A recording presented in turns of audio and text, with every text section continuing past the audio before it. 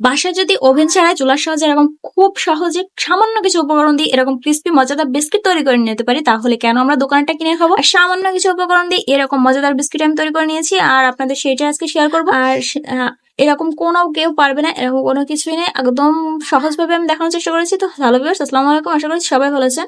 Welcome to my another video. So let's start. সকালে প্রতিদিন উঠে আমার যে রুটিনটা, উঠে ভাবি যে আমি কি করবো, আজকে কি রান্না করতে পারি, কি বানাইতে পারি। তো আমি ভাবতে হতে বললাম কি ঠিক আছে আজকে একটা বিস্কিট বানিয়ে ফেলি। দেন আমি সবগুলো যেগুলো উপকরণ লাগবে সেগুলো নিয়ে আমি রেডি হয়ে গেলাম। আর এখানে কিন্তু একটা ডিম দিয়ে আমি আজকে বানাবো, তো খুব বেশি উপকরণ আমার লাগবেই না, প্রথমে আমি বলে নিয়েছি। তো ডিমটা অবশ্যই রুম টেম্পারেচারে রাখা লাগবে, মানে ফ্রিজ থেকে অ্যাটলিস্ট 10 মিনিট আগে বের করে রেখে দিই। আর এই যে রাইস কুকারের যে পট আছে ওইটার আমি হাফ চিনি দিয়ে নিলাম, আর একটু লবণ দিয়ে এবার এটা খুব ভালো করে মিশিয়ে নিতে হবে। এই পর্যায়ে সয়াবিন তেল আপনি দিয়ে নিতে পারেন, আমি এখন দেইনি। তো যাই হোক, এটা খুব ভালো করে বিট করে নিতে হবে, এটা হাতের সাহায্যে অথবা আপনি বিটারের সাহায্যে